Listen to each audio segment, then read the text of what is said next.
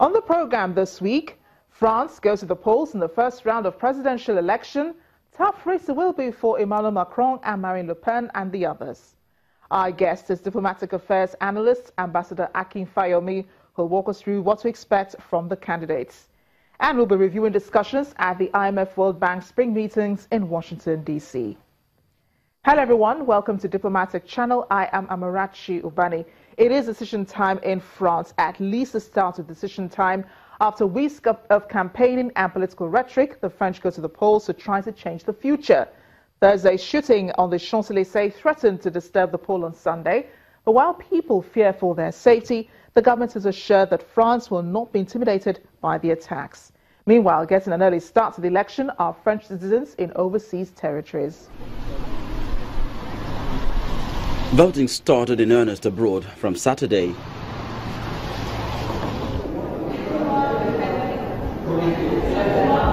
The first round will send 2 of 11 candidates into a runoff vote in 2 weeks' time to pick a new president for France, a core member of the European Union and the NATO alliance, a permanent member of the United Nations Security Council and the world's 5th largest economy.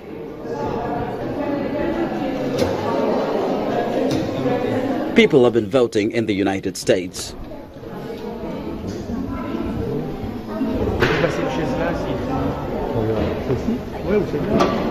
Polls are closed and voting began in French Guiana, where 98,000 people registered to vote. Of 47 million registered French voters, there are fewer than 1 million residents in far-flung places like French Polynesia in the South Pacific and Guadeloupe, French Guiana and Martinique in the Caribbean. Je déclare clos le scrutin du 22. Hundreds also came out to vote at the French consulate in Hong Kong, where there are over 25,000 French citizens and over 8,000 registered to vote in Hong Kong and Macau.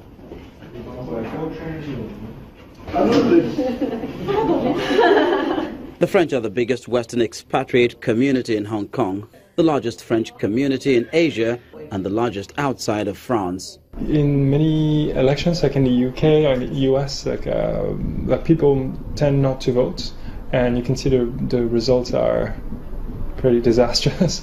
And I think it's important to participate in democracy, and otherwise you wouldn't have a right to complain really if you don't take part. Particularly, I came to vote on this election because I think that some candidates that are not the usual traditional candidates have chance to win.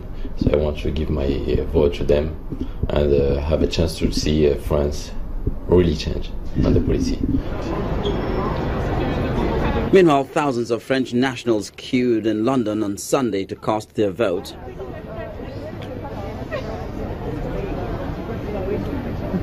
"120,000 French citizens are registered with the country's consulate in London, though it's estimated that up to 300,000 French nationals live in the United Kingdom.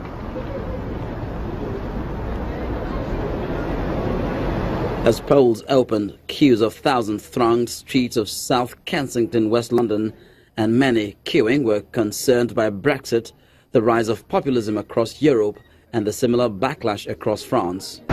You know, we've had Brexit last year, we've had the US election, and I think it's you have the rise of nationalism, populism. It's extremely important to vote at the moment. Actually, it's called a universal suffrage election, which means that every citizen who can vote has one vote. So it does matter. We expect about 50,000 nationals to come and vote here at the French Lycée today, which will mean some long queues for many, with about 200 volunteers to run the polling stations. Back in France, President François Hollande cast his vote in Toul. In December last year, he shocked France by announcing that he would not seek a second term. It marked the first time since the country's Fifth Republic was created in 1958 that an incumbent president has not sought a second mandate. French centrist candidate Emmanuel Macron cast his vote in Le Touquet.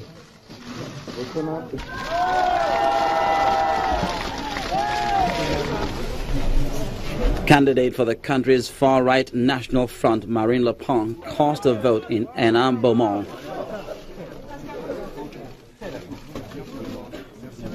The Conservative Republican candidate François Fillon cost his vote in Paris. The former Prime Minister is making a bit of a comeback after being plagued for months by a fake jobs scandal. Last month he accused the government of organizing leaks of damaging judicial information against him and said that the ruling Socialist Party seized on the leaks to try to eliminate him as the right-wing candidate from the campaign. French socialist candidate Benoît Hamon cast his vote in Trappes.